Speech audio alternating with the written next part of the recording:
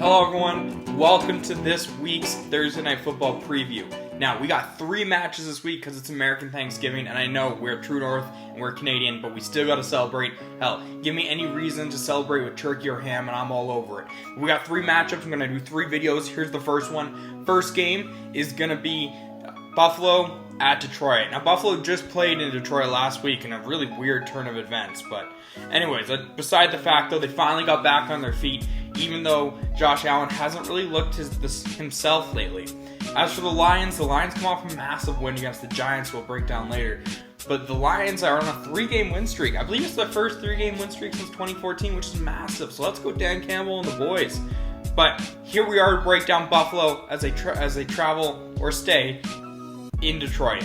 Now, this game, as of right now, doesn't really have a lot of injuries, so we're just going to bypass that. And we're going to jump right into the must-starts. Must-starts for me, the first one has to be Amon-Ra St. Brown. St. Brown has been a monster when he's been healthy. He has 8 targets in every game, every full game he's played.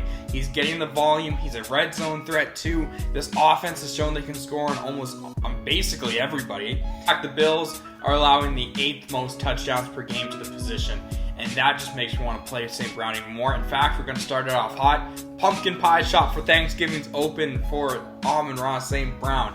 Next up, we have the second receiver in this game, and truly should be the first, considering he's a WR1 in PPR formats, Stefon Diggs. Stefon Diggs is a must-start, and this Lions team is not good at defense just in general. Now that Kupp's gone, Diggs has been hands down the best receiver in fantasy. He has had 2 games with 15 or more targets, and he has 8 or more targets in every game, including 8 touchdowns on the season. He's been an absolute monster. I don't expect this to stop. In fact, if it wasn't too obvious of a pie shop call, I'd probably call him too, because he should find the end zone in this matchup. Start Diggs all day long. He's a WR1 for sure. Next up is counterpart Josh Allen. And as I alluded to earlier in this video, Allen's been kind of not himself lately. It's a lot of turnovers that, you don't expect to see from him, and they're just bad throws. It's not like they're being deflected. But anyways, he's still been great for fantasy. He has 17 or more fantasy points in every single week but one, which was last week. He is the QB2 on the season. The Lions are allowing the most fantasy points to the quarterback position. He's a must-play. You're firing up Josh Allen. Solid starts. Here we are with Jamal Williams, and I was so close putting Jamal Williams as a must-start. He might be a must-start for the rest of the season, but this Bills defense has been quite good against the run. The Bills are allowing the 4th fewest fantasy points and the 3rd fewest yards to the position. However, what gives me some optimism, though, is the last 3 weeks they've allowed the 5th most fantasy points to the position, so they haven't been as stout lately. So therefore, I think Jamal Williams is definitely in play as that low-end RB2. He probably is going to find the end zone considering he's leading the league with 12 rushing touchdowns. And in fact, because of that recent kind of spill with the Bills, I'm thinking Swift's in play too. I know I have him as a solid start. I think the pass catching's there, the game script should be there for him, and I hope his usage starts picking up because he is electric and he is hands down the most talented back on this roster. Do love Jay Willie though. Next up, Gabe Davis. Solid start, Gabe Davis here. Hot or cold, he's not usually a solid start because he's not usually in the middle here, but the fact is I think you can count on him this week because he gets all these deep targets, he gets red zone looks, and Detroit, once again, as we talked about with Diggs, is not good at defense in general. You plug him in for sure in your WR2 spot, and he very well could have week-winning upside in this matchup. Last solid start here, Dawson Knox. To start the season ice cold, he has completely turned around. He has 13 targets over his last 2 games. He's trusted by Allen in the red zone. I think he's a must-play at the tight end position because the Lions are allowing the 3rd most fantasy points to that position.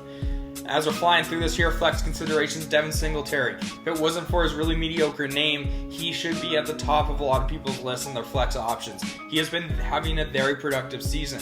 Singletary has played 70% or more snaps in each of his last 5 games, and he's scored 3 touchdowns in his last 2. Compared to the rest of the defense, the Lions have actually been pretty decent against the run. However, they're allowing the 3rd most rushing touchdowns per game to the position, and therefore, this powerful offense is going to be a high-scoring game. Give me Devin Singletary in a flex play because he probably should find the end zone once again. As for sits, there's not many here, except you just got to look at the Detroit side. Khalif Raven, no way. Josh Reynolds, if he's back from injury, you can't play him. Isaiah McKenzie, he is on Buffalo, but you can't play him either. Basically, these are all players that you just don't get enough volume from.